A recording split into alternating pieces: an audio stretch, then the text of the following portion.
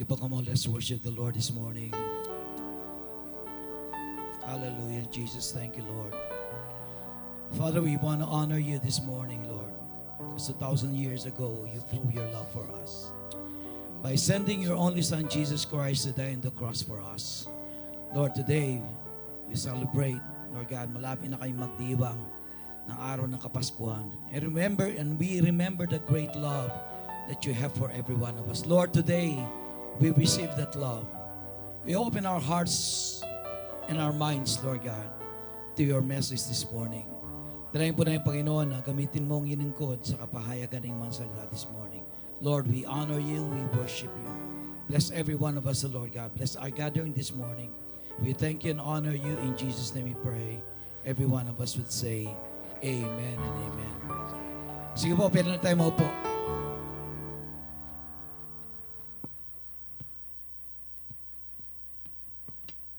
So, yung timer natin, di umandar. Okay, so good morning to every one of us. Pwede mo bang pakibati muna ang iyong katabi ng magandang umaga sa iyo? Ayan, okay.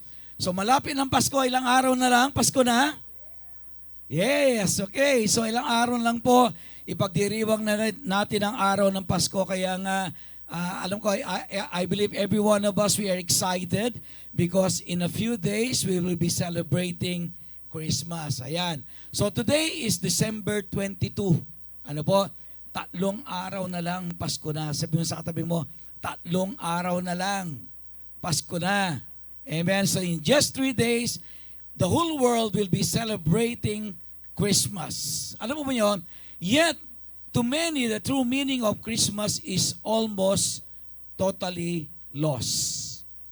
A recent survey, ang sabi po nila, a recent survey indicated that many people are celebrating Christmas as no longer as a religious holiday. Ang ibig sabihin niyan, yung Pasko ay talagang sa marami, hindi na po ito religious holiday, kundi ito ay talagang parang isang ordinaryong holiday na lang po. Ano po?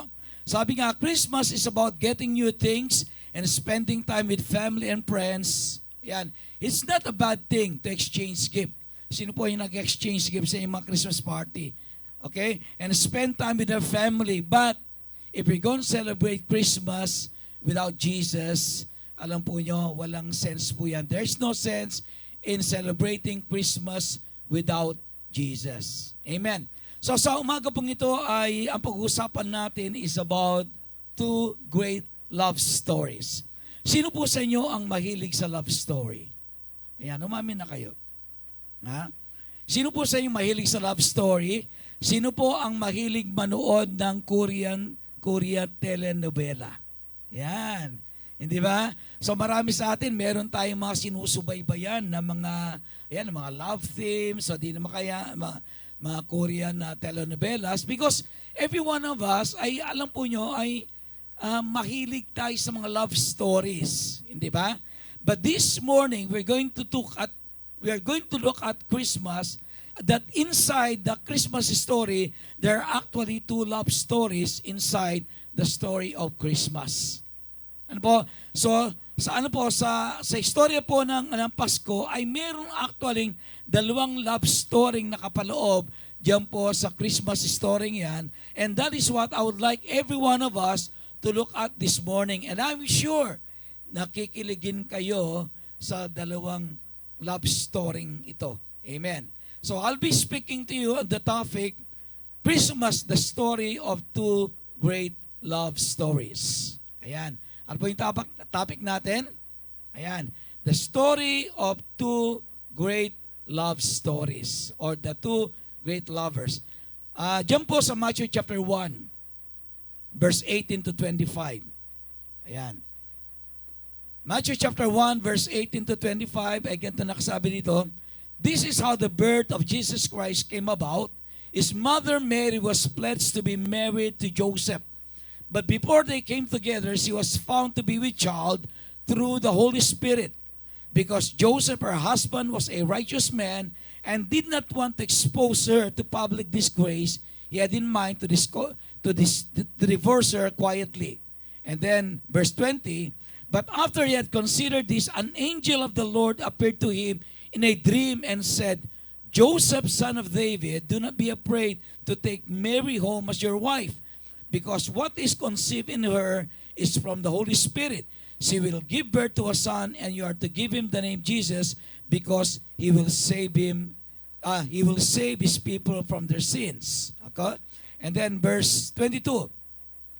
All this took place to fulfill what the Lord said through the prophet. The virgin will be with child and will give birth to a son, and they will call him Emmanuel, which means God with us. When Joseph woke up, he did what the angel of the Lord had commanded him and took Mary home as his wife. But he had no union with her until she gave birth to a son, and he gave him the name Jesus. Ayan, okay.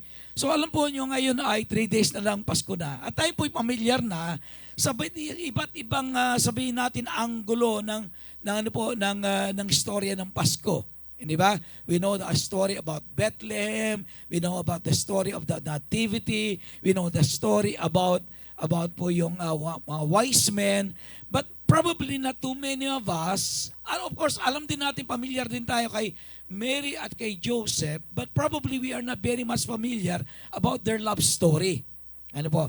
So sa umaga pong ito ay pag-uusapan natin ang dalawang love story na nakapaloob sa kasaysayan po ng Pasko. And I would like every one of you to listen to the message this morning, because I would like every one of us to see kung ano po yung dalawang great story ito na nakapaloob sa kasaysayan po ng Pasko. Yan, una, Christmas, the love story of Joseph and Mary. Yan. So sa ating po pagsimula, simulan po natin yung Christmas, the love story between Joseph and Mary. So alam po natin, ano yung Christmas story? Alam natin na may isang lalaki at may isang babae na sila po ay dapat na ikasal. Ano po? Sila ay magkasintahan, malapit na ikasal, engaged na sila, and then suddenly nagkaroon ng problema. Ano po yung problema? What's the problem? Okay. The problem is yung babae na buntis. Okay? So tignan po muna natin dito sa Matthew chapter 1 verse 18. Okay. Ang sabi dito ay ganito, no? Okay. Matthew chapter 1 verse 18, this is how the birth of Jesus Christ came about. His mother Mary was pledged to be married to Joseph. Ayan. So yung pong naging, yung ina ng ating Panginoon Jesus na si Maria, siya po ay engaged na sa isang lalaki na pangalan po ay Joseph. So therefore, ay merong namamagitang love story between Joseph and Mary. Okay. No, ngayon po kung halimbawa, yung kalang love story ay i-divide natin into chapters, magiging ganito po ang itsura niyan. Okay? Magiging ganito ang itsura niyan. Okay? The unfolding of the love story of Joseph and Mary. Chapter 1. Ayan. Chapter 1. Ano yung chapter 1 ng love story po ni Joseph at ni Mary? Sabi niya, I'm in love. Ayan. Sino po sa inyo na in love dito? Ha? Sino po sa inyo ang nagkaroon ng girlfriend o kaya boyfriend? Ha? So kayo mga young people, wag muna ha. Okay. Wag muna. Okay. So alam po natin ano. So dito po ay makita natin in this story between Joseph and Mary, ang first chapter po ng kanilang love story is, sabi niya, I'm in love. Ayan. So we do not know the background. Paano kayang nagkita? Paano kayang nagkakilala si Joseph at saka si Mary? I was just wondering. Alam po nyo, madalas ako, pagka ako'y nagkakasal, kapag kami kinakasal ako, medyo mag-i-interview muna ako ng konti. Ano? So bago ko ikakasal yan, mag-i-interview ako. Sabi ko, ilan taon na ba kayo magkakilala? Yan. Pastor, ganito na po. Ilan taon na kayo magkasintahan? Gantong taon na. Paano kayong nagkakilala? Yan. Kasi alam po nyo, interested ako eh. Interested ako. Paano nagkakilala yung isang lalaki at isang babae na eventually they want to marry. I want to know the background story. Ano po? Ngayon si Joseph po kaya at si Mary. Paano po kaya sila nagkakilala, no? You know, I'm trying to search the Bible. The Bible is very silent. Wala pong sinasabi ang Biblia kung paano sila nagkita, paano sila nagkakilala. Pero siguro nagkakilala sila sa church. Ayan. Baka nagkakilala sila sa church kasi pareho po silang mananampalataya. matindi ang kalang pananampalataya sa Diyos. So I assume probably that Joseph and Mary may nag-introduce sa kanila or probably they met in church. Ilan po sa inyo yung may asawa na dito, you met your husband or your wife in church? Ako po, nagkakilala po kami ni Pastora yan, sa ministry. Ayan. Na-in-love ako sa kanya nung narinig ko siyang umawit. Aba, sa ganda ng tinig ng dalagang ito, sabi ko, alam po niya, magaling umawit si Pastora. Nung dalaga pa siya. Hindi, ang narinig ko siyang umawit noon, kasi yung inaawit niya, nasan kaya ako? Nasan kaya ako? Jesus, kung wala ka. Alam po niyo, kagad-agad na in love ako. Na in love ako agad kay Pastora. Sabi ko, tamang-tama ito sa ministry, pwedeng song leader. So, alam mo niyo, somehow, every one of us ay may background story yung ating mga love life, hindi ba? Sa kayo nagkakilala, hindi ba? Sino nag-introduce sa inyo, di ba? And then, saan ang yung first date, and so on and so forth. So, dito po, yung pong love story po ni Joseph at ni Mary, alam po niyo, we do not know how they met. But I assume, they met probably on a religious gathering. Amen. Alam po niyo, siguro, sa mga wala pang asawa, sa mga naghahanap ng boyfriend o girlfriend, I believe the best place for you to find a husband or a wife is in the church. Amen. Pastor, wala po akong matipuan sa church Kaya naghahanap sa labas. Pero alam nyo, ang dami dyan kung bubuksan nyo lang mata nyo. Ang dami dyan. Okay? Hindi nyo kailangan lumayo. Hindi ba? Okay. So, si Joseph po, si Mary, I assume they met kasi they are, both of them, they have a very strong faith in God. Ano po sila, may takot, may matinding pananampalataya sa Diyos. So I assume they met in a religious gathering probably like us. And probably somebody introduced Mary to Joseph at siguro po nagkaroon ng ligawan, ayan. At pagkatapos noon, ang sabi ni Joseph, sabi niya, I'm in love. Sino po sa inyo na in love dito?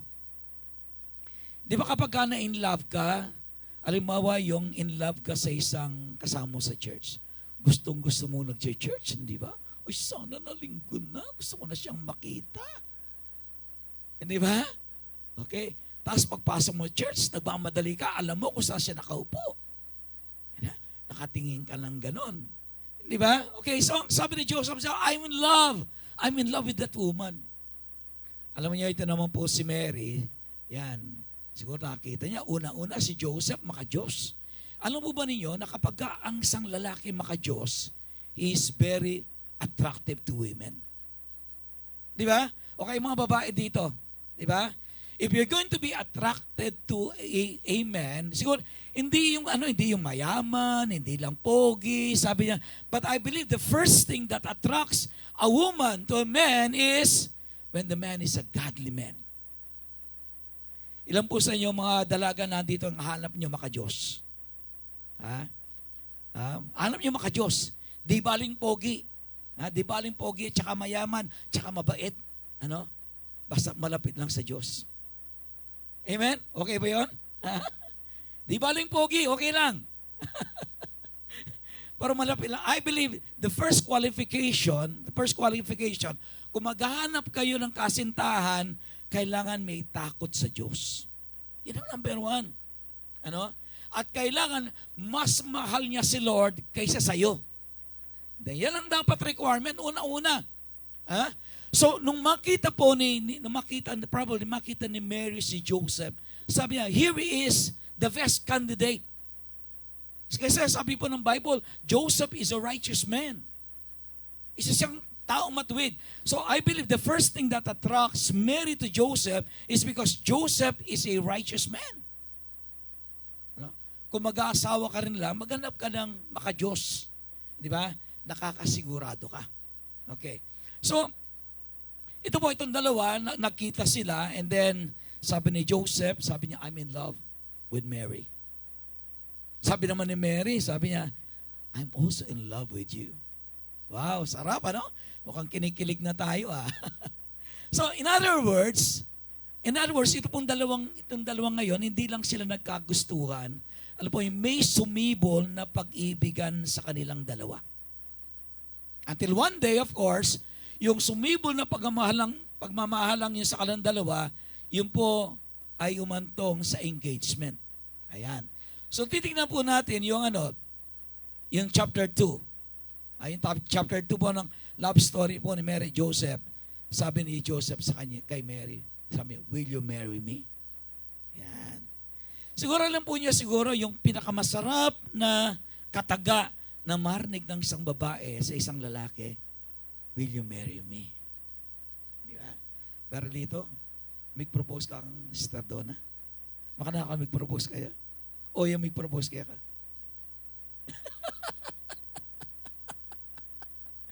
Hindi ba sa isang love story, sa love story ngayon, hindi ba yung pinakahihintay ng babae ay yung sabi niya, will you marry me? Lalo na, alam po niyo, itong panahon natin ngayon, di ba, pinaghahandaan pa yan. Si Lela, lagi siyang naarkila kapag yung marriage proposal, di ba, yung engagement, kinagi siya dinedecorate yung place, tapos surprise sa babae, tapos biglang-bigla, dadalhin siya sa isang lugar, tapos biglang-bigla, mayroong malaking poster, will you marry me?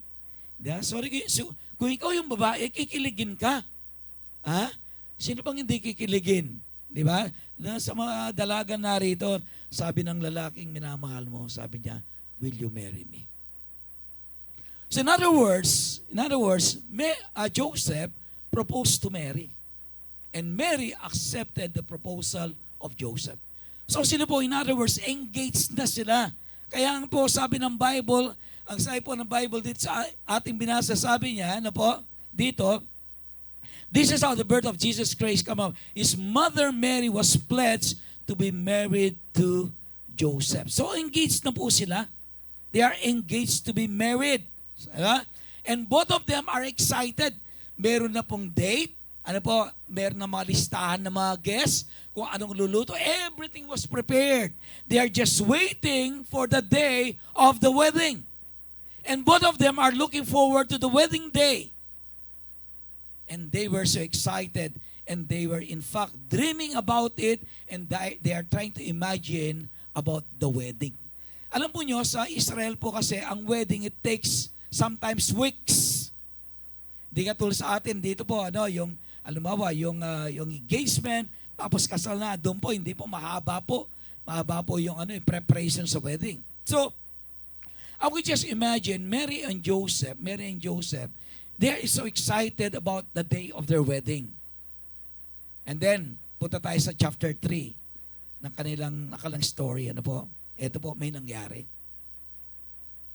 Joseph was waiting for the day of the wedding when suddenly Mary broke the news to him. So naghihintay na lang sila ng araw na kasal, and then suddenly Mary broke the news to Joseph. Ang sabi niya kay Joseph, buntis ako. Kung ikaw ang lalaki, anong mararamdaman mo? Ha? Try to imagine what Joseph felt during that time. He was so excited, and she knows this woman. Kilala niya ang babaeng ito. Ito'y babaeng matuwid. Ito'y babaeng makajos. And then suddenly, Mary came to Joseph and said, Joseph, buntis ako.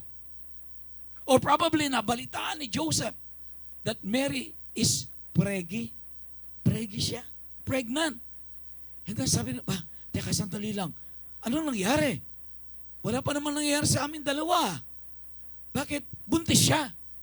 Alam po nyo, kapag gano'n, ang unang-unang papasok sa isip mo, may ibang lalaki. Di ba? So siguro isipin ni Joseph, pambihira, akala ko pa naman. Sabi ng matinong babae, akala ko pa naman makajos. Biglang-bigla, buntes. Alam po niyo si Joseph, nabigla siya. Hindi siya makapaniwala na yung babaeng kanyang nakilalang isang babaeng malinis, matuwid, lahat-lahat, nandun na sa kanyang hinahanap sa isang babae, biglang-bigla, bago sila tuluyang magsama, buntis siya. Ano po niya sabi ni Joseph? Sabi niya, anong yang gagawin ko? Alam ko na, sabi niya, I will divorce this woman secretly. I-divorce ko siya. Hindi ko matanggap na mag-asawa ng isang babae na nabuntisan ng ibang lalaki. Alam po niyo, si Joseph may pride yan no? Sabi niya, I'm not going to marry someone who was impregnated by somebody else. So, wala na po, sira na yung tiwala. Sira na yung tiwala ni Joseph kay Mary. Okay. So in other words, the marriage is over. Or kundi naman, the engagement is over. Kumbaga sabi kung meron lang sigurong text nun, kung meron messengers, sinabi ni Joseph sa kanya, break na tayo. Di ba? Sa break na tayo, ayoko na. Linoko mo ako. Nagpabuntis ka sa iba. I can just trying to imagine the conversation. Mary, no, let me explain. Wala na tayong dapat pag-usapan pa. Wala ka nang dapat ipaliwanag pa. Basta tapos na tayo, break na tayo. Pero alam po nyo, dahil si Joseph matuwid na tao, sabi, I'm going to do this secretly. I'm going to end the engagement, pero hindi ko siya ipapahiya. Sabi niya, I will divorce her secretly. Na ihiwala niya secretly lang ngayon, hindi naman tuluyang mapahiya or otherwise ma-judge si Mary. Because what can happen if the people knows that Mary was pregnant by another man, alam po niyo, ang parusa during that time is that they are going to stone her to death. Yun po yung parusa sa isang babae, na nagtaksil. So, Mary is in danger of being stoned to death. Bakit? Kasi po, nabuntisan siya. But Joseph being a righteous man, sabi niya, I'm not going to, bagamat masakit ang nangyari sa akin, hindi ko ayan mangyari sa kanya. Nandun pa rin ang pagmamahal niya kay Mary. Nandun pa rin yung pagmamahal niya kay Mary. Kaya, so, nung nangyari po yon ay sabi niya, ang Joseph plano niya, talagang he's going to divorce Mary. But then, sa chapter 4, tignan na chapter 4, kumbaga, yung chapter 4 ng love story po nila, love prevailed. Nangibabaw pa rin po yung pagmamahal ni Joseph kay Mary. So, Mary can be stoned to death and be subject to shame. But because, verse 19, ang sabi dito ganito, because Joseph, her husband, was a righteous man and did not want to expose her to public disgrace, he had in mind to divorce her secretly. In other words, iiwala niya. Kaya lang hindi po niya i-announce sa mga tao. Hindi niya ipagsasabi. But sasabihin niya kay Mary, Mary, pasensya ka na ha. Pasensya na lang tayo. Hindi ko i-announce ito, pero iwalay na tayo. Ayoko na.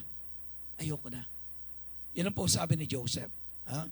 Joseph faces problem and situation righteously. Hindi po nag-iskandalo si Joseph. Alam mo kayo, yung ibang mga lalaki lang, mag-iskandalo yan. Di ba? Sino tatay ng anak mong dinadala? Sino tatay? Di ba ganyan? So, papatayin ko yan. Parang gano'n. Parang gano'n mangyayari, di ba? So, mag-iskandalo. Pero alam po niyo si Joseph, being a righteous person, he faced his problem bravely. Kaya alam mo, kung alimbawang ikaw, ang boyfriend mo o kaya ang asawa mo, born again, napakapalad mo. Hindi ba? Napakapalad mo. Bakit? Try to imagine kung halimbawa si Joseph, wala siyang takot sa Diyos. Ano kaya ang pwede niyang gawin kay Mary? I believe nakakalad ka rin ni Joseph si Mary in front of the judges so that Mary would be stoned to death because of her unfaithfulness. But because Joseph is a righteous man, he does not want to do that. Sa kabila ng lahat na nangyari, mahal pa rin niya si Mary. Mahal pa rin niya si Mary. Ano po? Kaya ang ginawa niya, sabi niya, I will divorce her secretly. Kaya alam po nyo, yan ang kagandahan, kahalagahan na kapag ka ang boyfriend mo, Christian. Pagka ang asawa mo, Kristiyano. Why? Because they always approach any problem righteously. Hindi padalos-dalos, hindi nagpapadala sa damdamin, hindi nagpapadala sa galit. Ano po? Kaya dito makikita natin because Joseph, ang sabi ng Bible, is a righteous man. Sabi niya, he planned to divorce Mary quietly. Kapag ka, alam po nyo, ang mahal mo sa buhay ay Kristiyano, hindi siya gagawa ng anumang bagay na ikakasama mo. Hindi ba? Kahit sabihin pa niyang nasaktan siya o nasaktan mo siya, kailanman ay hindi siya gagawa ng sambagay na ikasisira mo. Yan ang kagandahan po, kahalagaan. Kapag ka yung ating magiging partner may takot sa Diyos. Amen. Kaya kung halimbawa po kayo ay yung mga dalaga narito, huwag kayong makipag-boyfriend ng hindi Kristiyano. Intindihan mo? Sabi mo sa katabi mo, kung dalaga yan, huwag kang makipag-boyfriend sa hindi Kristiyano. Sige, sabi mo sa kanya, Pastor, paano ito? Married na ako, hindi Christian yung mister ko. Gawin mo ang lahat ng pwede mong gawin para ma-born again siya. Amen. Pagkagabi, lay hands mo siya, pag-pray mo siya, pagbutiin mo ang buhay mo, sa kaya makita niya ang pagkakaiba sa iyo, and eventually, yung mister mo na pinag-pray mo, eventually, maboborn again yan. Amen. Why? Because there is nothing impossible with God. Alam mo, kapag ka nagkamali ka ng pagpili ng magiging asawa, magiging miserable ang buhay mo. I assure you this. I assure you this. Kapag ka hindi Christian ang boyfriend mo, ang asawa mo, your life is going to be miserable. Di ba? So this is the great love story of Joseph and Mary. Okay.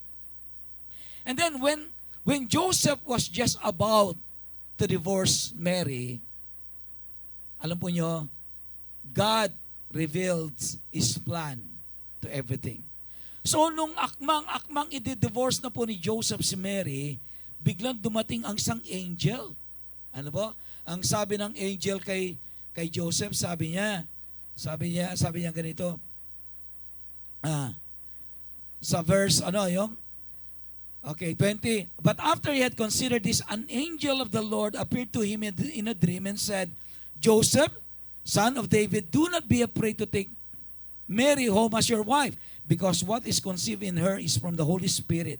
She will give birth to a son, and you are to give him the name Jesus, because he will save his people from their sins. So just about, when Joseph was about to divorce Mary, alam po niyo, nanaginip siya. And in his dream, an angel told him, sabi niya, and said, Joseph, son of David, do not be afraid to take Mary home as your wife, because what is conceived in her is from the Holy Spirit. Siguro po kahit na anong gawin ng paliwanag ni Mary kay Joseph, mahirap paniwalaan. Hindi, Joseph, hindi ako nagtaksil sa iyo. Ang Diyos ang may gawa nito. Siguro sabi ni Joseph, anong Diyos? Pwede ba yan? Imposible yung sinasabi mo, hindi ako naniniwala sa iyo. Sabi niya, wala, nabali na yung trust, yung pagtitiwala ni Joseph kay Mary. So what happened is that an angel of the Lord spoke to Joseph in a dream. Kasi nga po, ang hirap paniwalaan yung version ng story po ni Mary. Kung ikaw ang lalaki, madali bang paniwalaan yon? Basta na lang nabuntis, walang lalaking gumalaw sa kanya, lumaki ang tiyan? It's impossible. It's impossible. Kaya it's very hard for Joseph to accept the story of Mary. That's why it took God Himself speaking to Joseph in a dream. Sabi niya, Joseph, huwag kang matakot. Sabi niya, sapagkat ang dinadala ni Maria ay galing sa banal na Espiritu. That is the only time when Joseph was, naliwanagan siya. Kaya alam po nyo, napakaganda yung nakikinig ka sa Diyos. Because Joseph is a righteous man, alam niya yung tinig ng Panginoon. Alam niya na ang Diyos ang nangungusap sa kanya, confirming the story of Mary to Joseph. Somebody will have to confirm the story of Mary to Joseph. And an angel of the Lord spoke to him. Ang sabi niya, Joseph, huwag kang mag-alala. Hindi nagtaksil sa iyo si Maria. Ang dinadala niya ay galing sa banal na Espiritu. And because Joseph is a righteous man, that's the only time that he understand that in everything that is happening, God was in every situation. Nandun pala ang Diyos. Ang Diyos pala ang nasa likod ng lahat ng kaganapan. Alam po niyo ang kagandahan kapag ang boyfriend mo, mister mo, ayan, Kristiyano yan, nakikinig yan sa tinig ng Diyos. Hindi ba? Pinakikinggan ang tinig ng Panginoon. So, during that time, God revealed to Joseph, yung plano ng Diyos. Meron palang magandang plano ng Panginoon. Okay, and then chapter 6, yan. Joseph and Mary submitted themselves to God's plan. Ang sabi ni Mary, sabi ng angel, blessed art thou among women. Sabi niya, or blessed is thy fruit of thy womb, Jesus. Pinagpala ka, ang sabi ng anghel kay Maria, sapagkat napili ka. Napili ka para maging kasangkapan ng Diyos upang isilang ang tagapagligtas.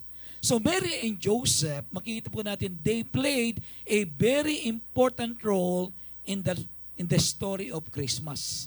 And their love story, yung po kalang love story, ito lang makikita natin, intertwined po siya doon po sa story of Christmas.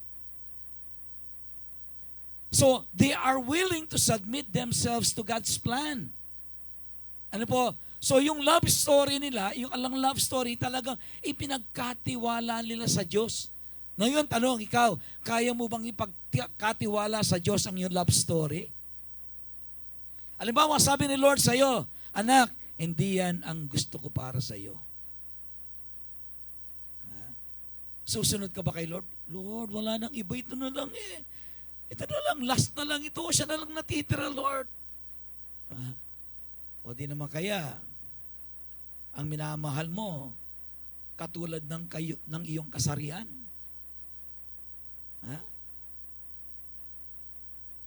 Kung lalaki ka, sa kapwa lalaki, kung babae ka, sa kapwa babae. Sabi ni Lord, anak, hindi yan ang para sa iyo. Tanong,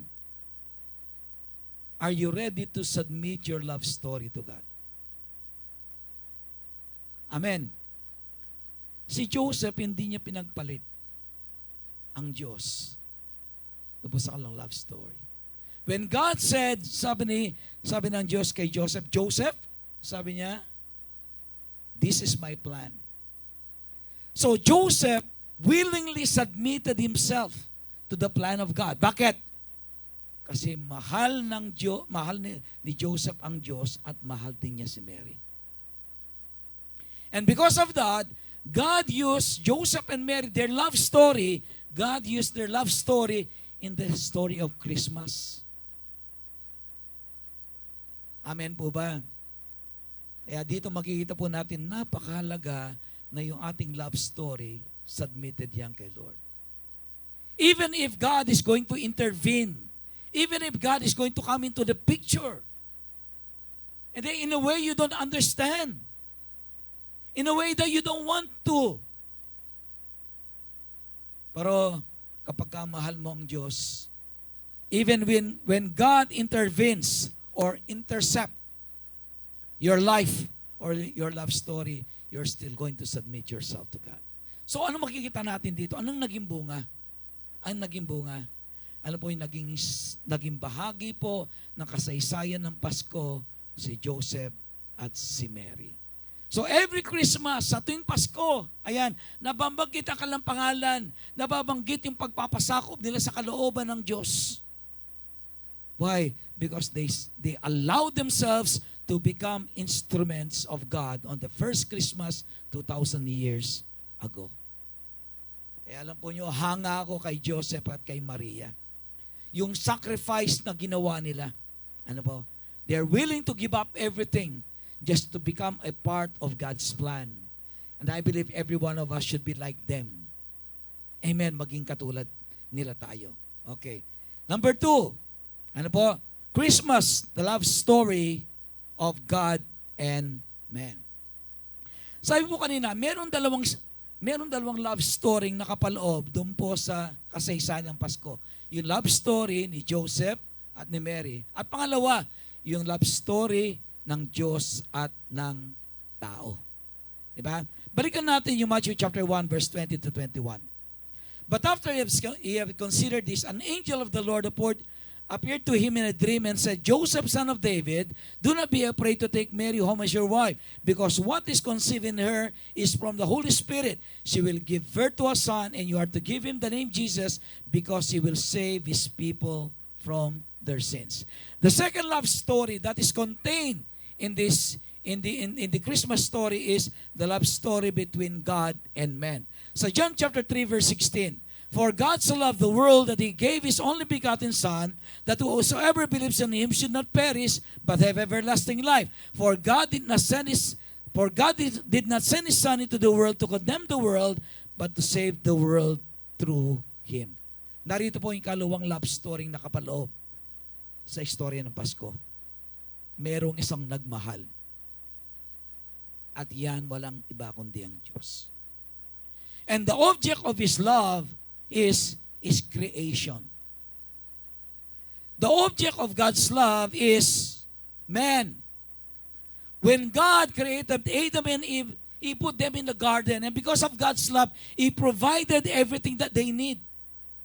Dahil mahal ng Diyos ang tao, nung inalagay po ng Diyos si Adan at si Eva sa hardin, alam po niya, pinrovide niya ang lahat ng kailangan nila. Everything that they need ay nandoon. The only thing that God told them is obey and to love God and worship God. That's the only condition. Sabi ng Diyos sa kanila, mamahalin ko kayo. And the only thing that I need from you is to love me back, to worship me, to serve me, and to obey everything that I tells you. Kaya kung yan po muli ay yan po atin natin sa chapter 1, the unfolding of God's love. Number 1, Christmas is the story of God's unconditional love for us. Ang Pasko, ito po ay kasaysayan ng matinding pagmamahal ng Diyos sa tao. That God created man and God gave that man is unconditional love. He provided everything for man. Ibinigay po niya ang lahat sa tao. The only thing that God asks is that, sabi niya, do you love me in return? Di ba yung greatest commandment? Love the Lord your God with all your heart, with all your soul, and with all your mind. And the second is like unto the first, love your neighbor as yourself. So God told men to love God in return. Pero alam po niyo ang nangyari? Hindi sinuklayan ng tao ang pag-ibig ng Diyos. Hindi sinuklayan ng tao ang pag-ibig ng Diyos. Yung lahat ng sinabi ng Diyos sa tao, linabag niya. Ang sabi ng Diyos sa kanila, mahalin mo ang Panginoon mong Diyos. No, mas minahal po nila ang ibang bagay kaysa sa Diyos. Ang sabi ng Diyos, sundin niyo ang lahat ng utos ko. Linabag ng tao ang utos ng Diyos. Ang sabi ng Diyos, huwag kayong magkakaroon ng ibang Diyos liban sa akin. Nagkaroon ng maraming ibang Diyos ang tao. So everything that God commanded the man, which He loved so much, the man disobeyed. Alam po nyo, linabag ng tao ang lahat ng kondisyon na sinabi ng Diyos sa kanya nung siya ilalangin lagay sa hardin ng paraiso. linabag ng tao. Ang sabi po sa yung chapter 2 natin, the Bible tells us that we are the bride of Christ. Alam mo yung sabi ng Bible that one day, there's going to be, magkakaroon ng isang malaking piging sa langit. Ang tawag po nila doon ay marriage supper of the Lamb. Because the church is the bride of Christ. Alam po nyo, na tayo yung babaeng ikakasal kay Kristo pagdating ng panahon doon sa langit, ang tawag po doon ay the marriage supper of the Lamb. We are the bride of Christ. Kung paano pong si Maria siya ay bride ni Joseph, tayo po, we are the bride of Christ. And just like Mary, sa akala po ni Joseph ay unfaithful siya, tayo hindi lang akala, unfaithful talaga tayo. We are unfaithful to God in many ways. We are unfaithful to God in many ways. And then sa chapter 3, makikita natin dito, the betrayal at the garden. The man that God created betrayed God. Ano po? Yung tao na minahal ng Diyos, they betrayed God. Kaya yun po dahilan kung bakit sila pinalaya sa paraiso, and then after that, minana natin ang espiritong yun, which is betrayal. This is betrayal. So man betrayed God at the garden. And that from that time on, simula sa araw na yon, ang tao ay namuhay sa kadiliman. Ang tao ay namuhay sa kasalanan. Ano po? Lahat po tayo, nagkasala tayo. Subalit alam po ba nyo, ang pag-ibig ng Diyos ay ganun pa rin. Man, created after God's image, man is the object of God's love. Ang sabi ng Bible, we are the apple of God's eyes. Ano po yung sabi ng Bible?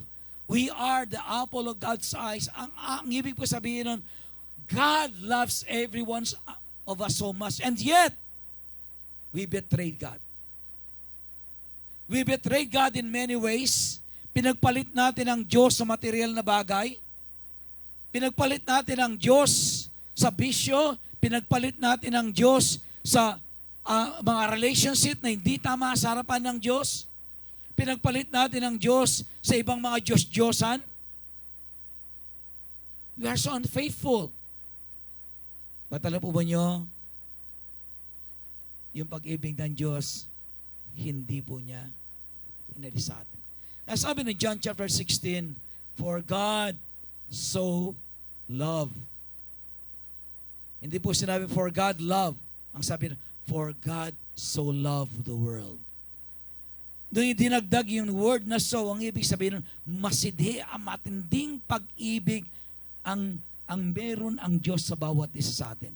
So when we abandon God, alam po nyo, God did not abandon us. Patuloy tayong sinubaybayan ng Diyos. Habang tayo nabubuhay sa kasalanan, habang sinisira natin ang ating mga buhay, habang wala tayong panahon sa Diyos, alam po nyo, hindi niya inalis ang pagtingin niya sa atin. That's why, on the first Christmas 2,000 years ago, alam po nyo, sa next chapter natin, sa binabasa natin, ano po, is chapter 4, love prevailed, nang ibabaw pa rin ang pag-ibig ng Diyos sa atin. Sa kabila po ng pagtataksil natin sa Diyos, alam po nyo, nang ibabaw pa rin ang kanyang pagmamahal. So sa chapter 5, God sent a rescue mission on earth to save us from destruction.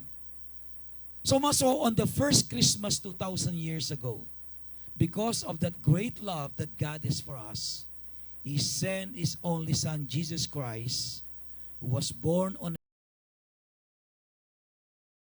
3 years later, died on the cross, na sa gayon, tayo po ay kanyang iligtas. Amen. That is the story of Christmas. Amen. That is the greatest love story ever told.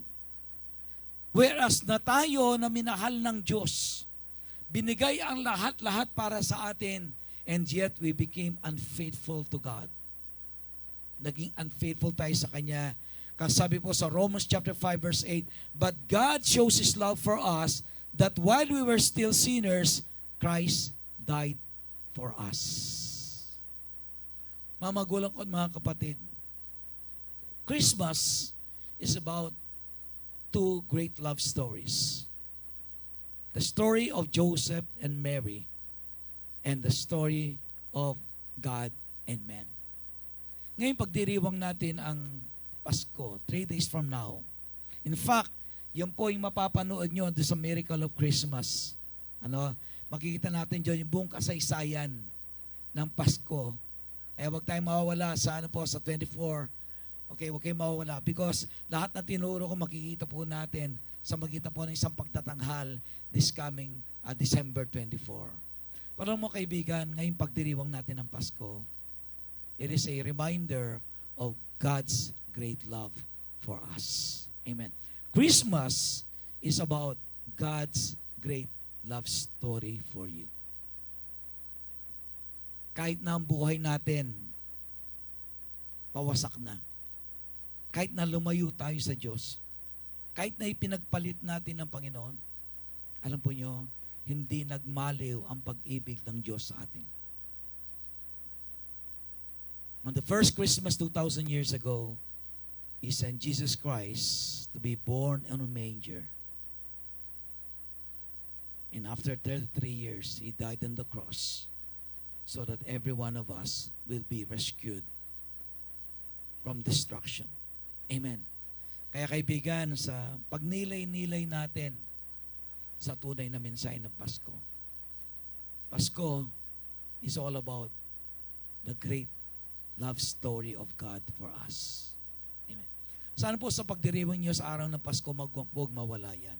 Christmas is about just giving gifts, reunion, party, But this is about a great love that God has shown for us, that on the first Christmas 2,000 years ago, sinagip niya yung babae at lalaking minahal niya. At yun walang iba kundi ikaw. Amen. You are that object of that great love. Ikaw, yung minahal ng Diyos na tumalikod sa Kanya. Ikaw yung minahal ng Diyos na pinagpalit mo siya sa iba. Ikaw yung minahal ng Diyos na hindi mo siya pansin. Ikaw yung minahal ng Diyos na hindi mo man lang siya kinakausap. Whereas He is always excited to hear your voice. Ikaw yung kanyang minahal na hindi man siya napupuntahan kapag araw ng linggo. Pero ganun pa man, alam mo yung pag-ibig ng Diyos hindi nagbago.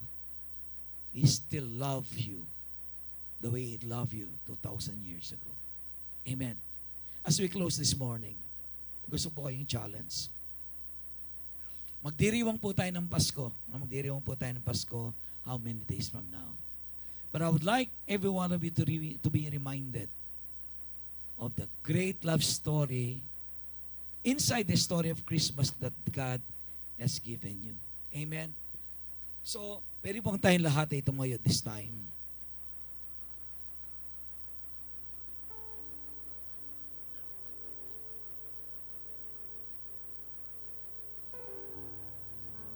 Kaibigan, alam mo,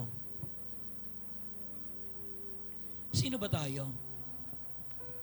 Hindi tayo kaibig-ibig. We are so unfaithful, taksil tayo. Pinagtaksilan natin ang Diyos. Andali natin siyang pagpalit. Sa anumang bagay na akala natin magbibigay sa atin ng ligaya. Madalas hindi natin siya pansin. Alam mo, siya yung higit na nagmahal sa iyo kanino pa man. There is no greater love that a man could give to you more than the love that Jesus Christ gave for you. Minsan naghahanap tayo ng pagmamahal sa ibang mga tao, sa ibang mga bagay. But you do not realize that there's somebody out there who has loved you more than anyone else. If you only know God's love, sapat na yung pag-ibig niya. If you only know God's love, you are more than willing to give up everything for that love. Katulad ni Joseph, kaya niyang isakripisyo yung sarili niya para sa plano ng Diyos. Ikaw, kaibigan, itong Paskong ito, muli ay ipararanas sa iyo ng Diyos ang kanyang pagmamahal. Tayo kaya, anong isusukli natin sa pagmamahal na iyon? Hallelujah. Ama, sa umagang ito, kayo po ay lumalapit sa inyo. Salamat po sa araw ng Pasko na patunay ng dakilang pagmamahal mo sa amin. Hindi man kami karapat-dapat, Panginoon. Because we are so unfaithful, Lord. Sa maliit na bagay, Panginoon, kaya ka namin pagpalit. Ang dali ka namin talikuran, Panginoon. Ang dali ka naming, Lord, kalimutan. Madalas nga, hindi ka man namin naiisip. Pero Lord, yung pagmamahal mo sa amin, hindi nagmaliw. You made the greatest sacrifice, and that is to send your Son, Jesus Christ, to die on the cross 2,000 years ago. Lord, ang Paskong ito, tanda ng pag-ibig mo sa amin. Lord, maaring wala kami ng mga bagay na inaasam-asam namin. Nakala namin magpapasaya sa aming Pasko. Pero Lord, ikaw lang sapat na. Yung pagmamahal mo sa amin, sapat na. Lord, hindi ka namin ipagpapalit sa anumang bagay sa ibabaw ng mundo ito. Whether material things, relationship, or anything, Lord, ikaw ang gagawin mo number one. Katulad ni Joseph at ni Mary. Lord, they made you the number one, Lord God, in their lives. Lord, they are willing to be used for your glory. Lord, sa umagang ito, narito kami. Lord, susuklian namin ang ginawa mo para sa amin ng pagsamba, ng pagsunod, ng paglilingkod sa iyo. Kaibigan, if you are here for the first time, at hindi pa nagaganap ang Pasko sa iyong puso, huwag kang aalis sa lugar na ito na hindi nagaganap ang Pasko sa iyong puso. At paano magaganap ang Pasko sa iyong puso? Kung bubuksan mo ang iyong puso, tatanggapin mo siya bilang Panginoon mo sa tagapagligtas. Then that's the only time that you can truly say that you have experienced Christmas. If you are that person right now, if you have not accepted Jesus Christ as your Lord and Savior, sumunod ka sa magling panalangin ito. Panginoong Yesus, lumalapit po ko sa inyo. Lumalapit po ako sa inyo. Maraming salamat po. Maraming salamat. At pinagdiriwang namin At pinagdiriwang ang namin araw ng Pasko. ang araw ng Pasko. Bagamat hindi ako karapat-dapat, Bagamat di ako karapat-dapat. namatay ka sa krus Namatay ka sa krus ng Kalbaryo para sa akin. ng Kalbaryo para sa Inaamin ko po inaamin ko na ako'y makasalanan. na ako'y makasalanan. At ngayong umaga, At ngayong umaga, binubuksan ko ang aking puso binubuksan ko ang at aking tinatanggap kita puso at tinatanggap bilang aking Panginoon bilang aking Panginoon at sarili kong at tagapagligtas. sarili kong tagapagligtas. Simula sa araw na ito, Simula sa araw, pagarian mo ang aking buhay. pagkariyan mo ang aking In Jesus' buhay. name, In Jesus' name. Amen. Ama, sa umagang ito, tinatas ko po sa iyo lahat ng anak mong narito. Lord, kung minsan sa aming mga buhay ay hindi kami naging matapat. Kung minsan sa aming mga buhay ay tinalikuran ka namin, hindi ka namin binigyan ng pansin, patawarin mo kami, Panginoon. Sa umagang ito, tinatanggap namin ang dakilang pag-ibig mo sa amin, na siyang dahilan kung bakit naparito ang aming Panginoon Yesus at namatay sa krus ng Kalbaryo upang ang bawat isa sa amin ay iyong iligtas. Sa umagang ito, tinatanggap namin ang dakilang pag-ibig mo na iyong inialay sa amin. In Jesus' name, Amen. Tumayo na po tayo habang dinudukot po natin yung ating love offering. At tayo po ay nagpapasalamat patuloy sa Lord dahil siya po ay totoong great. Kamukha po nung narinig po natin na mensahe, siya po yung greatest gift na meron po tayo ngayon. Gusto ko pong basahin yung sa Book of Luke 1:38. Si Mary po, ito po yung kinukwento pa lang po ni Paz kanina na kung saan in-announce po ng Lord sa kanya sa pamagitan po ni Angel Gabriel yung kanyang pagbubuntis sa ganong kaparaanan, medyo nag-doubt po si Mary, medyo nahintakutan. But then, in the end, ang sabi po ni Mary dito, sabi niya, Mary responded, I'm reading from the book of Amplified Bible. Sabi niya dito sa Luke 1:38, I am the Lord's servant. May everything you have said about me come true. And then the angel left her.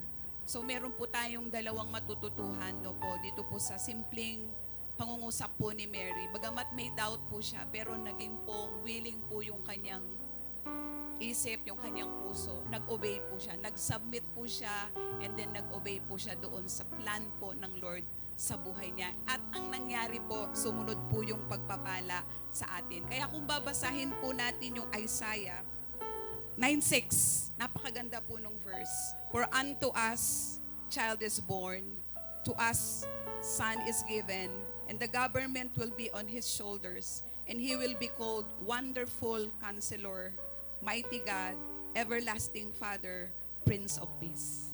Saan ka ba? Binigay po sa atin yung greatest gift. Siya po yung may hawak ng lahat. Wala pong imposible, kakashare lang po kanina. There's nothing too hard for our God. Siya po yung merong peace. Hindi po yung pera na kung meron ka ngayon, kahit marami kang pera, pag wala kang kapayapaan, wala pong kwenta yung pera. Yung pong joy, hindi rin po nanggagaling sa pera. Ang Lord po. Kaya po package po yung binigay sa atin. No po, kaya po siya yung greatest giver. Kung wala po kayong matatanggap na regalo ngayon, the greatest gift is already given to you. Amen. Kaya ngayon po sa ating pagkakaloob, tayo po yung magbigay, huwag po tayong mag-doubt kasi nanguna na po yung best giver sa atin. Sige po, habang po tayo ay piniprepare po natin yung ating love offering. Kung hawak na po niya yon, samahan niyo po ako sa simpleng panalangin. Amang Diyos, maraming salamat kasi sabi mo nga, mahal na mahal mo po kami. At hindi ka nagdalawang isip para kami po ay isave, Panginoon, sa pamagitan ng iyong anak na si Jesus. Salamat po dahil po meron po kaming kapayapaan na matatagpuan sa iyo. Meron po kaming joy. Meron po kaming freedom. Meron po kaming salvation. Meron po kaming healing sa inyo, Panginoon. Sa umagang ito, tanggapin niyo po yung aming simpleng handog. Hindi po kayang i-overpower kung ano man po yung halaga ng ibibigay naman. But God, Lord, see our hearts, Lord Jesus. Lord, we give, Lord, from the bottom of our hearts, Lord Jesus. Bless this, God. Bless mo po yung lahat ng magkakaloob sa umagang ito ng kanilang tithes and offering. Pagpalain mo po yung kanilang work. I-bless mo po lahat po ng kanilang gagawin at lahat po ng kanilang plans. And again, lahat po ng katagumpayan nito, Panginoon, mga resources na pinrovide mo, mga joy, answered prayer and all, sa iyo po namin ibabalik lahat ng glory and honor. This we ask in Jesus' mighty name. Amen and amen. Sige po. Yung pong mga lawo, pero